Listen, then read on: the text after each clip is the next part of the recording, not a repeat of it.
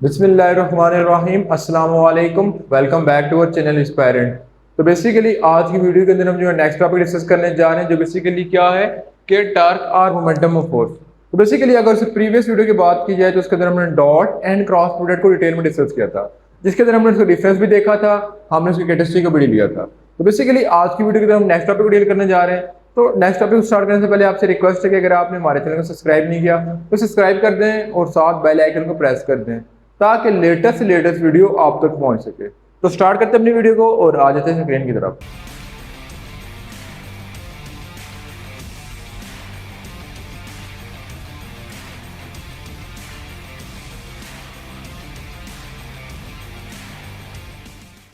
तो बेसिकली अगर स्क्रीन की तरफ देखा जाए तो लिखा हुआ है कि turning effect produce in a body about a fix point due to applied force is called torque. ठीक है, तो बेसिकली जब डेफिनेशन में हमने एक बार पढ़ ली लेकिन हमें कोई चीज समझ नहीं आई, लेकिन अब इसको आहिस्ता आहिस्ता आराम आराम से पढ़ेंगे तो ईच एंड एवरीथिंग हमें क्लियर हो जाएगी। Turning effect produce in a body, यानी किसी बॉडी में कोई टर्निंग इफेक्ट यानी वो टर्न हो रही हो। ठीक है, due to applied force. What is mean by force? Force का काम क्या होता है? अब फोर्स के डिफरेंट काम होते हैं कि लेट्स सपोज फोर्स का काम होता है कि कोई चीज रेस्ट में पड़ी है। ठीक है, लेट्स सपोज ये चीज रेस्ट पे तो मैं इसको मोशन में ला रहा हूँ, ये भी फोर्स आ रही है। ठीक है, या कोई चीज स्लो है उसमें फोर्स लगा के उसको स्पीड अप कर देंगे, वो भी फोर्स है। उसके अलावा कोई चीज बहुत स्पीड से मूव कर रही है उसको स्टॉप कर सकते हैं विद द फोर्स। ठीक है, ड्यू टू फोर्स जो है बेसिकली फ्रिक्शनल फोर्स होती है जिसकी वजह से हम जो है वो फ्लोर पे मूव कर सकते हैं। अगर फ्रिक्शनल फोर्स ना हो तो हम जो है वो फर्श पे मूव नहीं कर सकते, ये भी फोर्स है। यानी फोर्स का डिफरेंट काम है। ठीक है, डिफरेंट फोर्स डिफरेंट जगह पर डिफरेंट पर्पस के लिए यूज होती है। लेकिन टर्क में क्या लिखा हुआ है?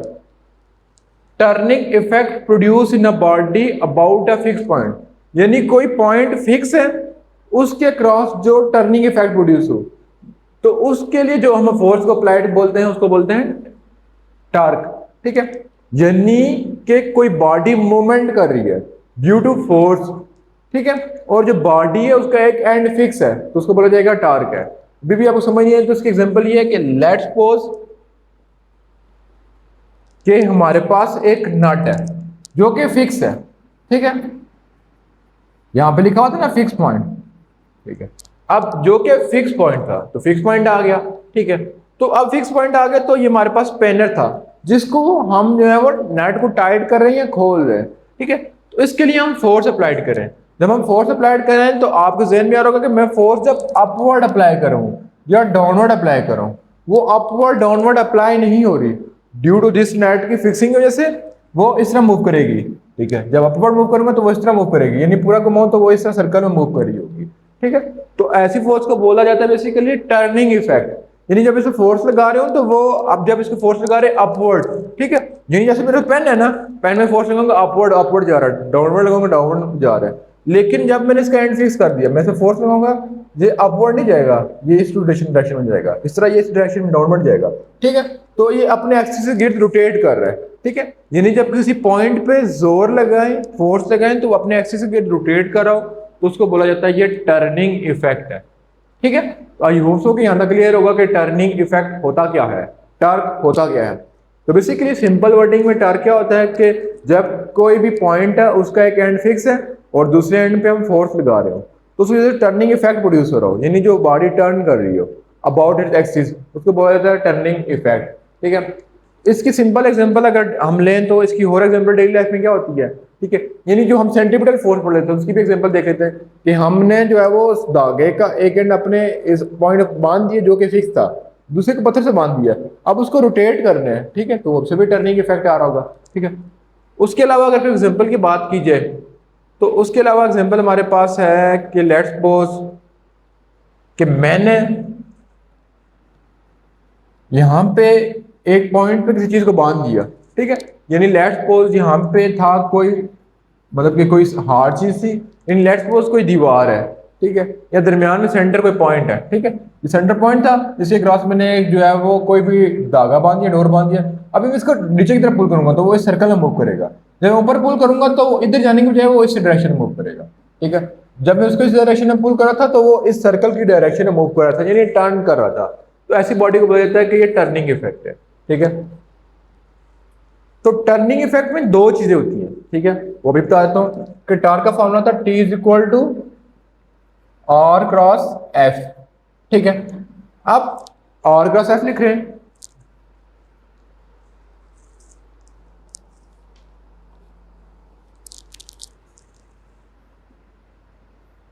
ठीक है, अब दरमियान में क्रॉस डाल रहा हूं तो हमें पता चल जाए कि क्रॉस प्रोडक्ट है। लेकिन अब जहन में क्वेश्चन आता है, ठीक है, कि टर्निंग इफेक्ट यानी टॉर्क का फॉर्मूला आर क्रॉस एफ क्या है, क्यों है?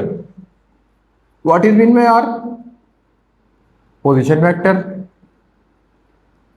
या मोमेंटम आर्म भी बोलते हैं, और एफ स्टैंड फॉर फोर्स। तो बेसिकली जहन में क्वेश्चन आता है कि टॉर्क का फॉर्मूला आर क्रॉस एफ क्यों है?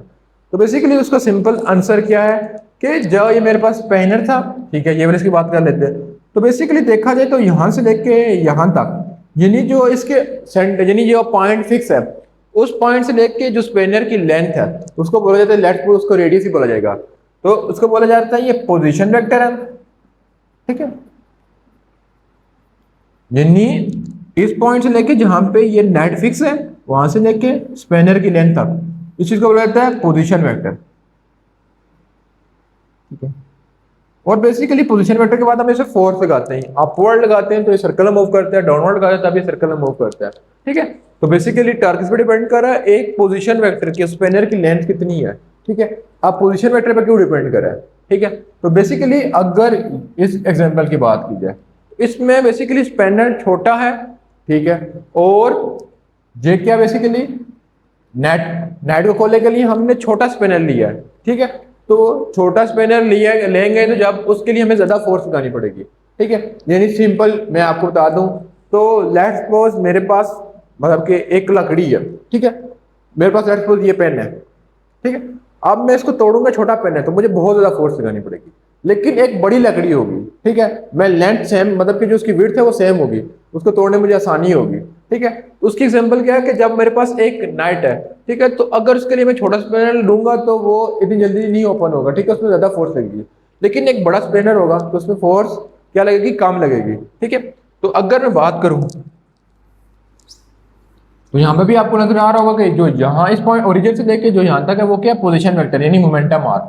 इसमें भी है मोमेंटम आर्म। ठीक है, अब देखा जाए तो मोमेंटम आर्म और आर के दरमियान, टॉर्क के दरमियान क्या रिलेशन है, डायरेक्ट रिलेशन है।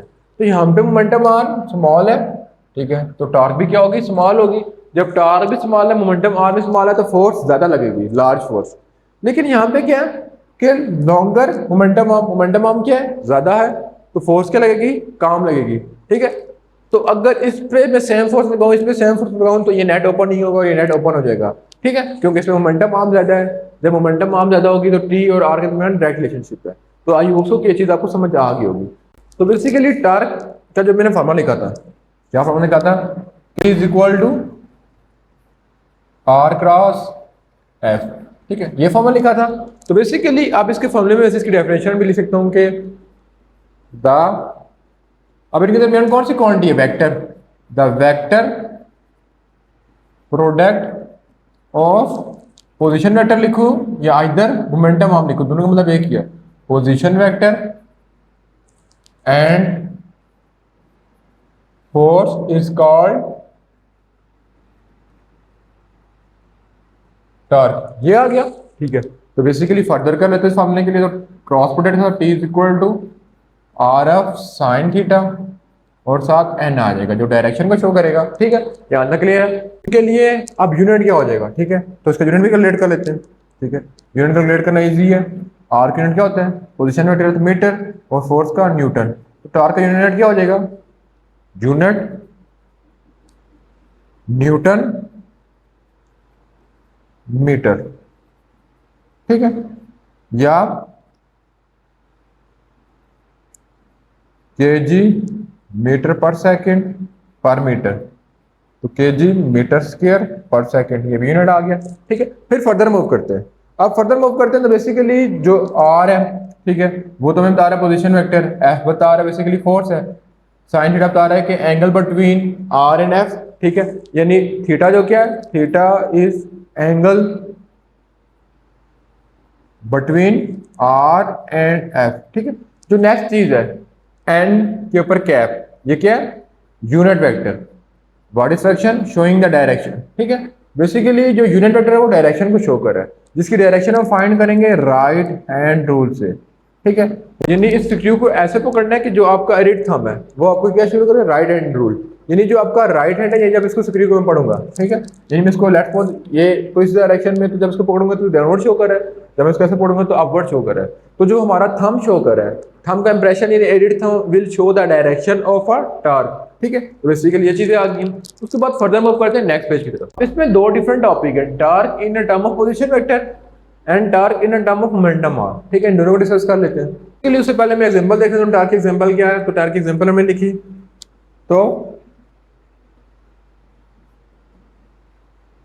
tightening of a net with a spanner, ठीक है, यानी स्पेनर को टाइट करना भी इसमें आ जाता है। उसके बाद सीसा, सीसा भी इसकी एग्जांपल है। अब जहन में क्वेश्चन आता है कि सीसा कैसे इसकी एग्जांपल है, ठीक है। तो बेसिकली सीसा का जो एक एंड होता है दरमियान में, वो दरमियान में एंड फिक्स होता है, ठीक है। तो जब हम डाउनवर्ड फोर्स लगाते हैं तो वो यूं, आप लेट्स सपोज ये सीसा में यहाँ पे ड्रॉ कर लेता हूँ, ठीक है।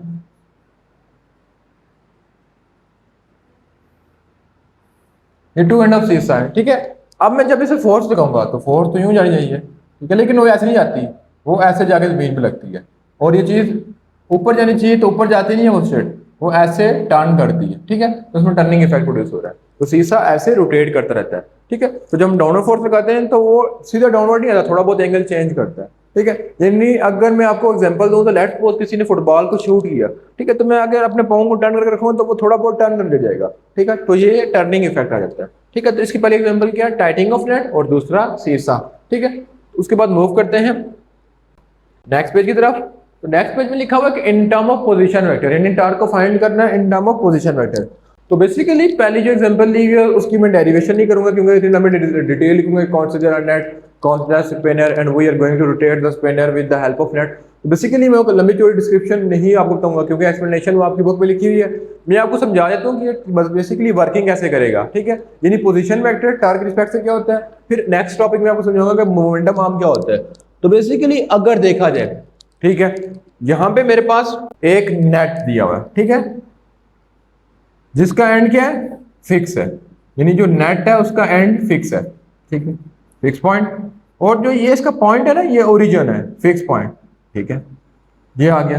तो दूसरी चीज मैंने आपको बताई थी कि जो भी हमारे पास स्पेनर की एग्जांपल ले लें, तो स्पेनर की जो भी मतलब कि सेंटर से जो फिक्स एंड है, ठीक है, उससे लेके एक एंड तक जो होता है उसको बोलते हैं उसकी पोजीशन वेक्टर है।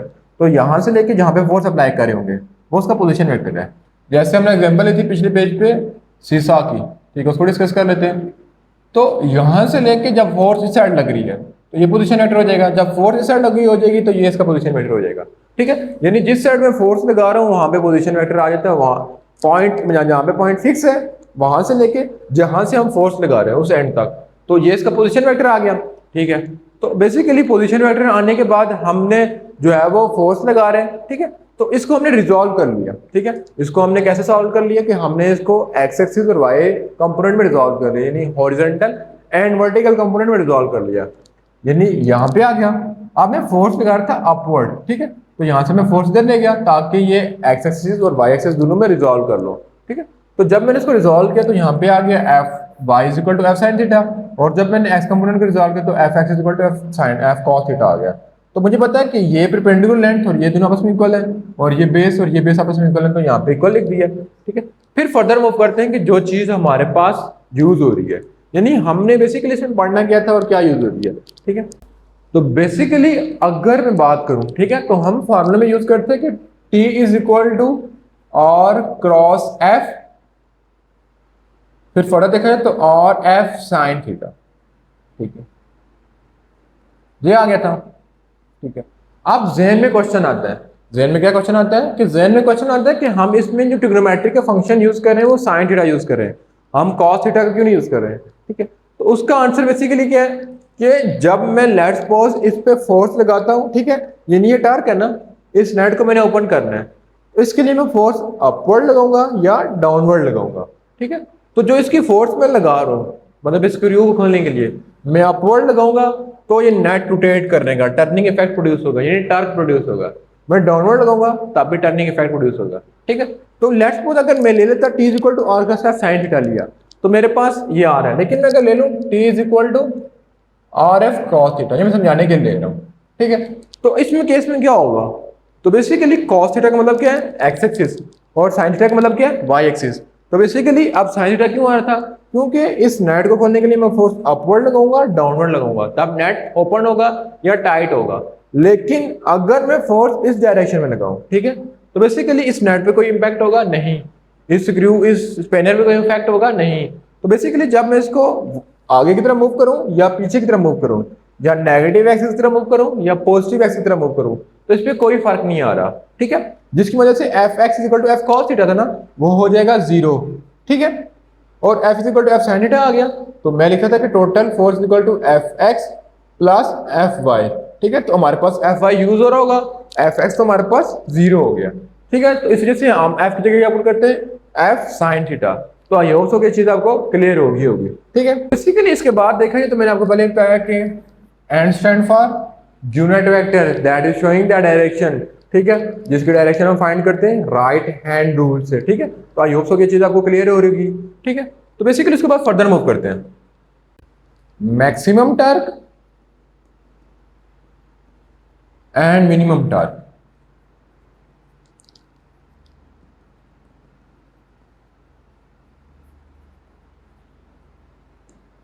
ठीक है, आप टार का फॉर्मूला क्या था कि T is equal to R F sine theta. ठीक है, तो एन को यूज नहीं करते, वो डायरेक्शन को यूज कर शो करे। ठीक है, तो बेसिकली जब आर एंड एफ जो है वो दोनों किस डायरेक्शन में होंगे, बेसिकली जब आर एंड एफ दोनों किस डायरेक्शन में होंगे, यानी दोनों अपवर्ड और डाउनवर्ड डायरेक्शन में होंगे। मीन की अगर मैं बात करूं आर और एफ, यानी ये चीज हमें बता थी पोजीशन वेक्टर के बारे में। ठीक है, तो जब मैं नेट को टाइट करूंगा तो मैं फोर्स लगाऊंगा बेसिकली डाउनवर्ड, जब नेट को ओपन करूंगा तो मैं फोर्स लगाऊंगा अपवर्ड, यानी जो आर इस डायरेक्शन में जा रहा है और फोर्स इस डायरेक्शन में जा रही है, ये दोनों आपस में किस में आ रहे हैं, प्रीपेंडिकुलर में। तो जब basically R and F R held perpendicular to each other, यानी R and F R perpendicular to each other, तो थीटा इज इक्वल टू कितना हो जाएगा, 90 डिग्री। ठीक है, जब 90 डिग्री हो जाएगा तो क्या हो जाएगा, आर एफ साइन ऑफ 90। ठीक है, तो इसका आंसर क्या आ जाएगा, साइन ऑफ 90 कितना होता है, 1। ठीक है, तो बेसिकली जब मैं नेट को ओपन करूंगा या क्लोज करूंगा तो उसमें टायर क्या होगा, मैक्सिमम होगा। ठीक है, क्योंकि उसके लिए एंगल कितना होता है, 90। लेकिन लेट्स सपोज मेरे पास जो है वो पोजीशन वेक्टर ये आर था आर। ठीक है, और मैं फोर्स लगा रहा हूं, मैं फोर्स भी इस डायरेक्शन में लगा रहा हूं, यानी कि आर और एफ को क्लॉकवाइज लगा रहा हूं या एंटी क्लॉकवाइज ले रहा हूं, यानी दोनों को एक ही डायरेक्शन में फोर्स लगा रहा हूं या दोनों को ऑपोजिट डायरेक्शन में फोर्स लगा रहा हूं। मीन के आर जो है वो यहां से लेके यहां तक तो मैंने आपको बता दी पोजीशन वेक्टर है। अब मैं इस नेट पे फोर्स लगा रहा हूं इस डायरेक्शन में। ठीक है, जहां मैं फोर्स लगा रहा हूं उस डायरेक्शन में, तो बेसिकली नेट ना टाइट हो रहा होगा ना ओपन हो रहा होगा, उस पर कोई चेंज नहीं आ रहा होगा, नेट एट द रेस्ट होगा। तो इसका मतलब है कि जब when R and F are parallel or anti-parallel,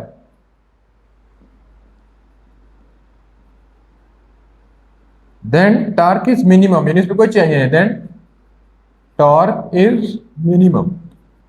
ठीक है, अब मैथमेटिकली देख लेते हैं कैसे मिनिमम है। तो अगर बात करूं मैं तो बेसिकली था T is equal to R F sine theta, तो पैरेलल है कि इसमें थीटा कितना हो जाएगा, 0 डिग्री। मैं पुट करूंगा साइन ऑफ 0, तो क्या हो जाएगा 0। फिर एंटी पैरेलल के लिए पुट कर लूंगा तो वो भी क्या हो जाएगा 0, are F sine theta, anti parallel के लिए क्या हो जाएगा थीटा 180 डिग्री, फिर साइन ऑफ 180 डिग्री 0 आ जाएगा। मीन कि जब आर एंड एफ जो है वो परपेंडिकुलर होंगे तो हमारे पास मैक्सिमम टॉर्क प्रोड्यूस होगा। जब आपस में पैरेलल में या एंटी पैरेलल तो उसमें कोई टॉर्क प्रोड्यूस नहीं होगा। तो बेसिकली था ये इन टर्म ऑफ पोजीशन वेक्टर। अब जो नेक्स्ट है हम डील करने जा रहे हैं उसमें इन टर्म ऑफ मोमेंटम आर्म। तो बेसिकली मोमेंटम आर्म में क्या होता है कि पोजीशन वेक्टर के अंदर हमें क्या कहता है कि फोर्स को is divided into component, divided into rectangular component या हॉरिजॉन्टल वर्टिकल कंपोनेंट्स को डिवाइड करे था। लेकिन बेसिकली मोमेंटम आर्म में क्या करेंगे कि हम पोजीशन वेक्टर को और से कंपोनेंट में रिजॉल्व करेंगे, position vector into force is not divided in its component, यानी मोमेंटम आर्म के जब करेंगे तो मोमेंटम आर्म में फोर्स को उस कंपोनेंट में रिजॉल्व नहीं करेंगे। जैसे पिछली डायग्राम के अंदर हमने बेसिकली ये फोर्स आ रही थी ना, तो उसको हमने एक्सेस के अंदर रिजॉल्व किया था और वाई एक्सेस के लिए रिजॉल्व किया, तो यहाँ पे आ गया था एफ वाई साइन थीटा और यहाँ पे आ गया था एफ एक्स कॉस थीटा, ठीक है। लेकिन जब हम मोमेंटम आर्म की बात करेंगे तो हम फोर्स को उसके कंपोनेंट में रिजॉल्व नहीं करेंगे, उस केस में हम पोजीशन वेक्टर को उसको कंपोनेंट में रिजॉल्व करेंगे, ठीक है। तो आई होप सो कि चीज आपको क्लियर होगी। जैसे देखा जाए डायग्राम में, तो बेसिकली ये फोर्स आ रही थी तो हमने फोर्स को उस कंपोनेंट में रिजॉल्व नहीं किया। जो फिगर नंबर ए शो कर रहा है कि हमने फोर्स को इस कंपोनेंट में रिजॉल्व किया हुआ है, ठीक है। लेकिन हमने मोमेंटम आर्म के केस में फोर्स को उस कंपोनेंट में रिजॉल्व नहीं करना, हमें पोजीशन वेक्टर को रिजॉल्व करना है। तो देखा जाए तो यहां से पोजीशन वेक्टर केस में हमने इसको इस एक्सिस में रिजॉल्व कर लिया है। तो हमारे पास क्या आ रहा है, D is equal to R sine theta. Question क्या हो जाएगी मोमेंटम आपकी, the component of position vector held perpendicular to line of action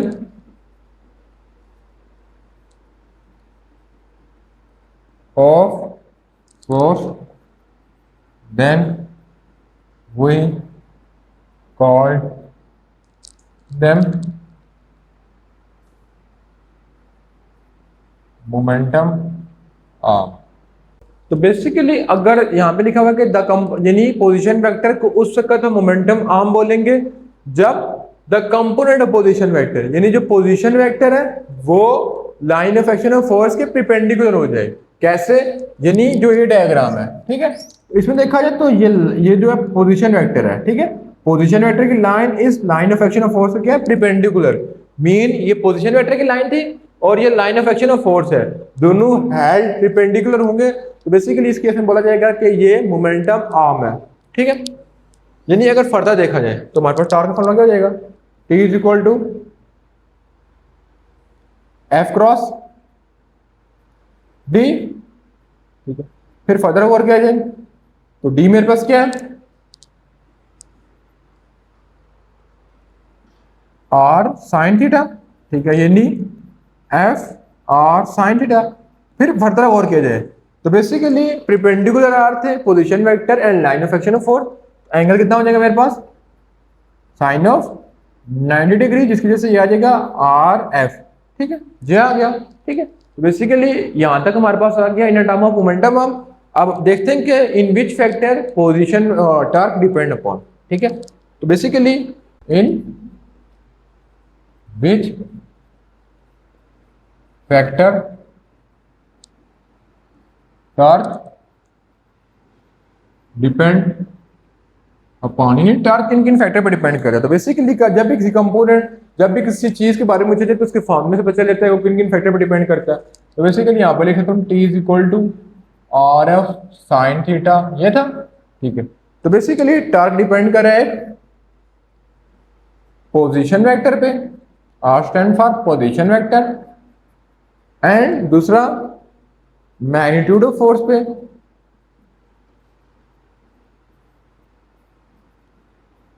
and the last one theta, theta पे।